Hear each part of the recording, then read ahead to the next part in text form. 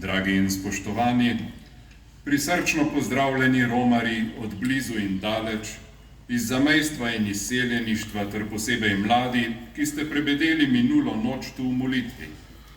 Čeprav nas ne slišijo, velja naš pozdrav in globoko spoštovanje do vseh tistih, ki zaradi starosti in bolezni v dneh pred roško slovesnostjo molijo ter v srcih in mislih z nami doživljajo tisto, kar so nekoč iz leta v leto soustvarjali.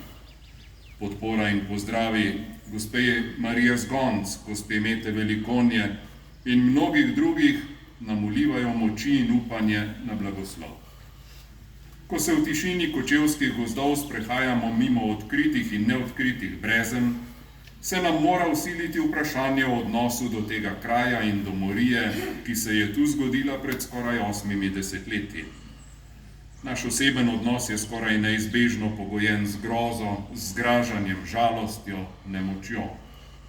Naš skupen odnos je v znamenju spoštovanja do mrtvih in še bolj do živih, ki so bili usodno zaznamovani z izgubo bratov, sinov, očetov, stricev, mož, skratka slovenskih vernih fantov. Pa odnos naše države, ki je nastala po volji nas, državljanov, na plebiscitu in naj bi služila nam v skupno dobro, v nas izziva jezo. Razdiralna retorika vladajočih se zadnje čase osredotoča na pojme, ki tukaj zbranim zelo živo sežejo v dušo. Genocid, apartheid, vojni zločini, civilne žrtve, sočutje do sirot in vdov. Kako hinavsko in sprevrženo je, da take izraze uporabljajo v javnem prostoru glede oddaljenih dežel, a hkrati zavračajo in zaničujejo pobude za obsodbo teh istih zločinov v lastni državi, sad dela njihovih krvnih in političnih prednikov in vzornikov. Kočevski Rok je mesto na gori. Že evangelist Matej nam je prenesel Kristusove besede: mesto, ki stoji na gori, se ne more skriti. Ta pojem v zgodovini srečamo v kontekstu državotvorne zavezanosti Božji previdnosti. Novi Jeruzalem, ki bo stal trdno in ponosno, je bil vizija pravične, demokratične in Bogu vdane države, ki bo skupen dom za vse pod enakimi pogoji.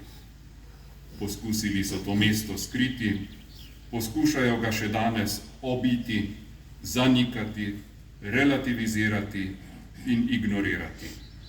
A vse to je obsojeno na neuspeh, saj nas Rok in žrtve brezen izzivajo z vprašanjem: kaj sem ti storil ali s čim sem te užalil?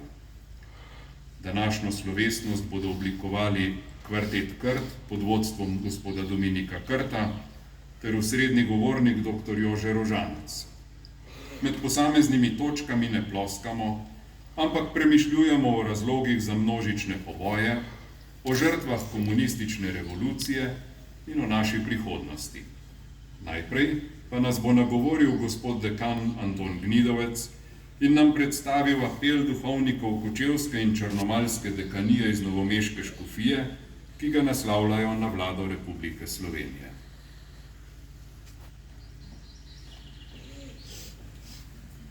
Apel Vladi Republike Slovenije. Zbrani smo na spominski slovesnosti za preštevilne žrtve povojnih pobojev. Žalosti nas dejstvo, da se od lanske slovesnosti ni zgodilo nič, da bi 3450 pobitih, stlačenih v zabojnike in deponiranih na komunali v Kočevju, dočakalo krščanski pokop.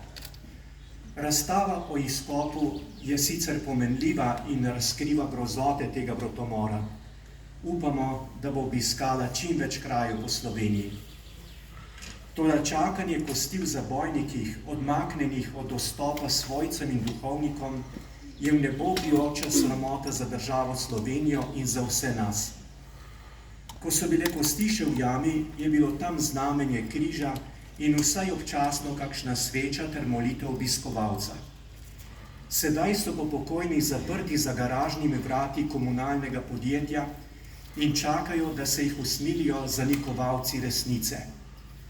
Verjamemo, da se Komisija Vlade Republike Slovenije za vprašanja prikritih grobišč, Nova slovenska zaveza ter ostale skupine iskreno trudijo za dokončen pokop v Ljubljani na Žalah. Vendar zaradi znanih ovir to traja predolgo in bo žal še trajalo. Mrliča pa je treba pokopati v najkrajšem možnem času. Zato predlagamo in prosimo, da Vlada Republike Slovenije omogoči javnosti na začasni lokaciji fizičen dostop do ostankov pokojnih, še zlasti svojcem in duhovnikom.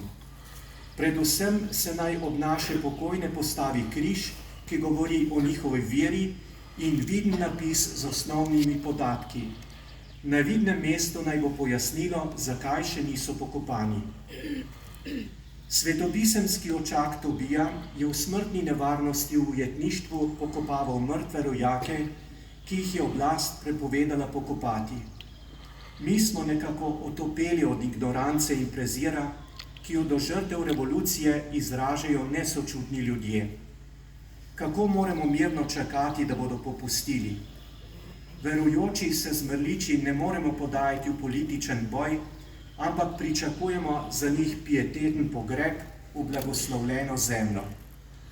Do tedaj želimo imeti prost dostop do posmrtnih ostankov pobitih, da ob njih lahko molimo in jim izrazimo spoštovanje. Apel podpisujemo duhovniki dekanije Črnomelj in Kočevje, ki smo fizično najbližje tem krajem, vsak dan pa se nam pridružujejo sobratje iz vse Slovenije.